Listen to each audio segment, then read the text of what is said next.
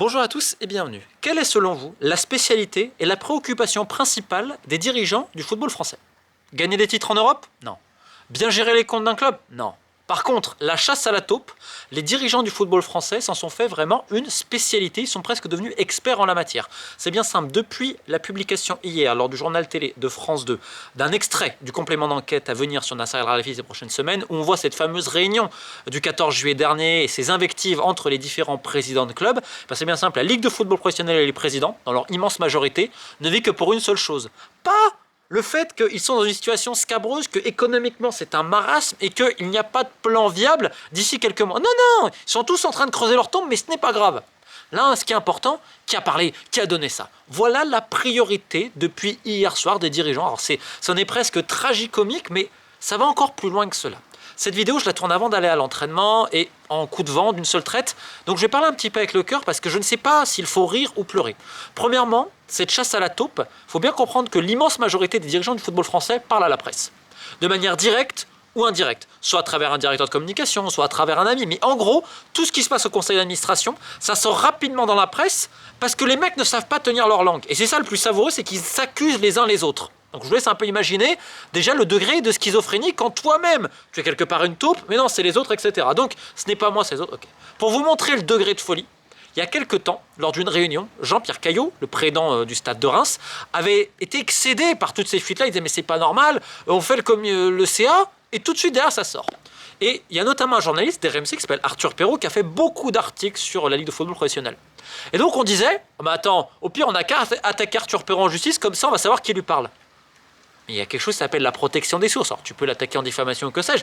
Arriver, protection des sources, journaliste. Donc tu ne sauras toujours pas qui lui a parlé. Mais on est dans ce niveau-là. Je ne parle pas de on va regarder les ordinateurs professionnels, les téléphones professionnels et tout. Enfin bref, il y a une espèce de paranoïa, on l'a expliqué depuis un petit moment, à la Ligue. Donc là, beaucoup se disent, oh là, c'est Joseph Engourian, le président de Lens, parce que ça l'arrange. Donc ils sont en train de chercher qui aurait un intérêt et tout, qui aurait enregistré. Alors que, bon, j'en ai aucune idée de qui a donné ça, parce que honnêtement, c'est pas important. Puis ça pourrait être plein de gens, ça pourrait être des gens à la Ligue, ou même, ils ne sont pas pensés un moment qu'il y a eu des perquisitions ces derniers mois, ce qui fait qu'il y a des magistrats qui ont tout récupéré, qui ont tous les enregistrements, etc. Que des députés avaient ça aussi, qu'il y a des gens dans le domaine politique qui étaient au courant de ces réunions et qui ont eu accès à certains enregistrements. Donc ça pourrait être n'importe qui, et je vais le répéter, c'est pas ça qui importe. Hier, encore, parce qu'il y a eu à la fois la publication donc, sur le journal de France 2, mais il y a eu tout le verbatim sur l'équipe. Et c'est un article absolument exceptionnel, parce que tu vois notamment le président de Reims, on va encore parler de M. Caillot, qui, outre le fait de démonter Jean-Michel Aulas, visiblement, à un moment donné, il fallait lui en mettre une à Jean-Michel Aulas alors qu'il n'est plus là, fait des remarques complètement déconnectées de la réalité, mais comme plein d'autres. Et en fait, c'est très révélateur des rapports entre les présidents. Évidemment avec le maître de cérémonie, Vincent Labrune, qui remercie évidemment, j'ai presque envie de dire son hôte, Nasser El Khelaifi. Donc évidemment, il y en a pour certains, on va dire, cette compromission, on va dire, le fait de regarder Nasser avec des yeux peut-être d'amour. Puis d'un côté, vous avez certains qui font des remarques, voilà, comme Jean-Pierre Caillot, qui est donc le président du cortège des clubs de Ligue 1, qui a pensé à démissionner. Et là, tous ils étaient là, non mais Jean-Pierre, faut que tu restes, Jean-Pierre, tu fais du bien, Jean-Pierre. Puis dans le même temps, derrière, ils sont en train de réfléchir à qui allait prendre sa place.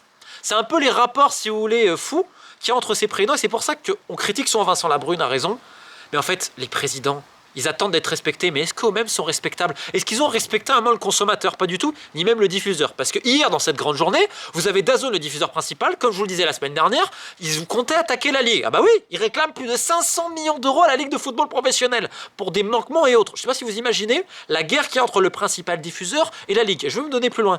Il y a un prochain versement qui est attendu le 14 mai. Vous croyez que DAZN va verser?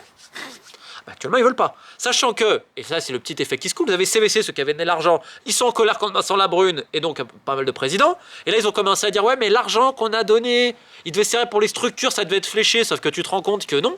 Je tiens à rappeler que je crois que c'est l'équipe qui avait sorti ça et la presse locale de Clermont. Il y avait 6 millions notamment de dividendes à Clermont, notamment grâce à l'argent CVC. Hop, on les apprend en dividendes justement. Donc 6 millions, voilà, qui ont été pris en dividendes, vous m'avez compris. Alors, sauf qu'à la base, ça devait gérer pour les structures. Et je rappelle, si Clermont avait fait autant de bénéfices cette année-là, c'est notamment grâce à CVC. Mais bon, Clermont, on prépare un épisode bientôt parce que comme vous allez voir, plus c'est discret, plus tu peux être tranquille pour faire un peu de micmac. Et donc, dans tout cela, CVC n'est pas content. DAZN est en guerre, là, aujourd'hui, contre Vincent Labrune. Ils ne veulent plus entendre parler de Vincent Labrune. On te dit clairement à DAZN International que la France, ils ne veulent plus entendre parler s'il y a encore ce bureau actuel. Donc, vous croyez que le 14 mai, ils vont payer? Mais là, vous inquiétez pas, Vincent Labrune nous a dit, c'est bon, j'active le fonds de réserve, comme on l'avait annoncé. Donc, les clubs, entre guillemets, fonds de réserve de la Ligue, pour compenser le manque, parce que je rappelle qu'il y a une partie des droits du dernier versement de DAZN qui est placée sous séquestre. Sauf le fonds de réserve, il reste pas grand-chose. Hein. Peut-être que je crois qu'il resterait 25-30 millions. Tu fais comment derrière? Je sais pas. Et là, il y en a, ouais, mais on va faire la chaîne, mais on va faire ci, on va faire ça. En fait, tu sais pas. Aujourd'hui, Canal, alors ils ont fait montrer que peut-être ils peuvent être intéressés, mais à des conditions très avantageuses pour Canal, basées notamment sur le prix qu'Amazon avait payé, rappelez-vous, les 250 millions pour 80% de la Ligue 1.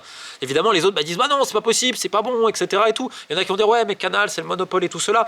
Et puis eux, tant qu'il y a ce bureau-là, ça ne les intéresse pas non plus. Sachant qu'on rappelle que Canal a quand même des difficultés économiques, que l'entrée en bourse de Canal n'a pas été réussie comme ils le voulaient, que le prix de l'action est décevant pour eux. Donc ils n'auront pas les moyens non plus financiers de mettre ce que les gens rêvent. Parce qu'en fait, ce qui est très intéressant, c'est le fait que les gens puissent voir. Parce que souvent, vous pouvez m'entendre, il y a d'autres qui en parlent, etc. Mais là, vous pouvez entendre et voir comment ces gens se parlent. Comment Nasser El Khelaifi, dès qu'il y a un contradicteur, il connaît rien, il comprend rien, etc. Je ne sais pas si vous vous rendez compte. Rappelez-vous la semaine dernière, mise en examen de Nasser El Khelaifi dans l'affaire Lagardère. Une heure après sur RMC, le Qatar menace de retirer ses investissements sur le PSG au BIN. Et le lendemain, le Qatar a démenti ça à l'équipe. Question, d'après vous, qui a fait fuiter que le Qatar voudrait s'en aller suite à la mise en examen de Nasser? Et autre chose assez curieuse à ce niveau-là, David Sogden, je l'ai souvent dit, donc c'est monsieur communication pour le Qatar, notamment pour Nasser El Khelaifi, etc. Il a plusieurs casquettes. Je trouve ça phénoménal que des journalistes, on va dire, pro-PSG, dire ça comme ça, pro-Nasser même, ou des influenceurs ou que vous voulez, qu'est-ce que vous voulez, on leur demande, ouais, renseigne-toi sur le journaliste qui a donné cette vidéo. Donc on a carrément aujourd'hui chargé des journalistes d'enquêter presque sur d'autres journalistes à la solde des gens du football français. Vous voyez ce degré de compromission, on est presque dans la consanguinité ultra malsaine. On en est là aujourd'hui. Alors que il y a 1,2 milliard de pertes prévues en déficit structurel cette année pour les 36 clubs pro, que l'année prochaine ils ne savent pas comment ils vont repartir, et que là tu tournes vers des clubs qui sont pris à la gorge, parce que Reims, encore une fois Reims, ils perdent entre 30 ou 40 millions par an. Donc l'année prochaine ils vont les reperdre, et l'année d'après ils vont encore les reperdre. Ils vont faire comment? Chaque année ils vont vendre pour 40 millions de joueurs sans acheter, parce qu'ils n'auront pas les moyens? Ben non. D'ailleurs Reims, attention, la Ligue 2, ça peut arriver, hein, comme Saint-Etienne, comme tant d'autres. Et puis je parle pas des clubs des divisions inférieures qui sont aussi dépendants de tout ça, c'est toute la pyramide. Alors certains évidemment attendent que la Fédération française de foot fasse quelque chose, qu'en effet Philippe Diallo en off a émis peut-être quelques volontés, notamment avec le soutien de la ministre Marie Barsac, on l'a enlevé, parce qu'il pourrait enlever la délégation, nommer un directeur général à la Ligue.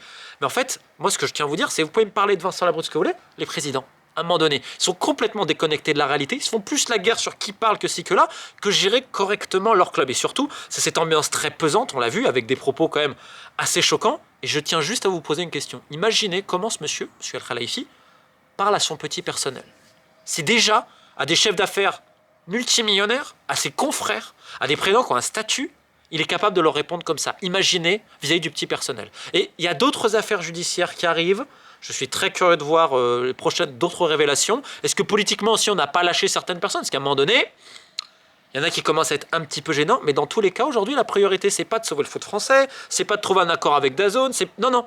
Qui a parlé? Et nous, on est là, et on continue à soutenir, à dépenser de l'argent pour eux, etc. Alors qu'à aucun moment, et c'est là où je trouve que le président de Lens est intéressant, il s'est réveillé trop tard par contre, parce que Joseph Angourian, avant, c'était le premier soutien de Vincent Labrune et CVC et tout, faut pas oublier. Hein. Et là, il est dans une situation financière ultra précaire, qu'on a dénoncé nous depuis des mois et des mois. Hein. Ça fait 1 an que je vous explique que Lens, il n'y a plus un radis. Et là, il se réveille. Alors, c'est bien. On va lui rendre hommage à ce niveau-là. Et il a quand même eu le courage d'affronter Nasser El Khelaifi, ce que beaucoup aimeraient faire, mais n'osent pas. Beaucoup aimeraient faire, parce qu'il y en a d'autres qui se disent, oui, mais peut-être que Nasser, un jour, il va arriver à me signer un gros chèque avec le Qatar. S'il y en a qui rêvent encore de cela. Imaginez cette mentalité également de mendiant. C'est-à-dire, oh là là, faut qu'on nous sauve. Mais il faut arrêter. On va arrêter avec ça. Et là où Joseph Angourian dit quelque chose de très intéressant, il parle du respect du consommateur. Parce qu'à un moment donné, si un diffuseur a toute la Ligue 1, etc., c'est peut-être mieux pour qu'il s'y retrouve. Et si vous voulez, et c'est ça où vraiment je veux insister, c'est qu'on va, et je comprends, il y en a qui sont fans de leur club et tout, ils ne veulent pas qu'on dise du mal des dirigeants, je le comprends tout à fait. Mais les dirigeants de vos clubs, ils n'ont pas forcément vos intérêts. Vous n'avez pas les mêmes intérêts. Parce qu'à aucun moment, quasiment, ils se mettent à votre place en disant « Et qu'est-ce qu'on va faire pour le consommateur? Qu'est-ce qu'on va faire pour le fan? Qu'est-ce qui irait le mieux pour lui ?» Parce que peut-être on attend qu'il s'abonne et que ça... Mais est-ce qu'on pense à lui vis-à-vis du tarif, vis-à-vis de ce qu'il aimerait? Peut-être qu'il faudrait une offre plus globale, etc. À aucun moment, en fait, on pense à lui. Et ça, le plus terrible, quand tu vois aujourd'hui la production, quand tu vois tout, tu te rends compte que le fan est la dernière roue du carrosse. Et là, les gens peuvent l'entendre, peuvent voir à quel point tous leurs dirigeants sont déconnectés de la réalité. Et donc, c'est pas faire du clubisme et tout, mais c'est tout simplement penser à la fois pour les fans, également pour les sponsors, parce qu'aujourd'hui, la Ligue 1 est complètement invisible. Et donc, nous, on préfère faire des guerres d'ego, alors que je suis persuadé qu'il y a des clubs qui vont avoir des problèmes à renégocier avec leurs sponsors, parce qu'aujourd'hui, la Ligue 1 n'est plus visible. Vous pouvez même pas voir les buts vraiment highlights sur les réseaux et tout. Enfin bref, la Ligue 1 a jamais été aussi invisibilisée. Et pendant ce temps-là, les présidents, ils pensent qu'à une seule chose, c'est se faire la guerre. Mais devant, t'inquiétez pas. Mais Jean-Pierre, mais non, faut que tu restes. Puis derrière, bon, il y en a d'autres. C'est comme Olivier Létang qui est là, très discret, mais tout le monde est au courant à la Ligue, que si jamais Vincent Labrune, il y a peut-être un problème, ah bah peut-être que je serai là. Un Pablo Longoria, peut-être qu'il aimerait bien être président du cortège de Ligue 1 aussi. Mais on dit rien. Donc en fait, on s'épie. Et là, déjà qu'il y a une ambiance d'hypocrite entre tous, là, je vous laisse imaginer. Donc voilà, quelque part, il y a une certaine tristesse à voir tout cela. C'est pour ça que je fais cette petite vidéo. Rappelez-vous tout ce que je vous ai dit depuis très longtemps sur les droits TV, sur Nasser El Khelaifi, etc. Encore une fois, moi, j'ai rien contre la Ligue, contre le PSG, contre quiconque. La seule chose qui m'importe, c'est que les gens puissent garder leurs emplois dans les clubs notamment et que les fans puissent voir et vivre leur passion à fond. Le problème, c'est qu'actuellement, vous avez vu les extraits maintenant, le verbatim, ce qu'a sorti l'équipe, ce qu'a sorti RMC, ce qu'a sorti le journal TV de France 2. Est-ce que vous pensez sincèrement qu'avec ces gens-là, un, vous allez pouvoir vivre votre passion pleinement, et deux, que malheureusement, les petits employés, parce que souvent, hein, on met ça, hein, quand les clubs ont un problème, oui, mais ça va être les petits employés, alors que ces gens-là n'ont rien à cirer. Est-ce que vous pensez sincèrement que ces gens-là vont aussi pouvoir garder leurs emplois, vu les gens qui dirigent les clubs?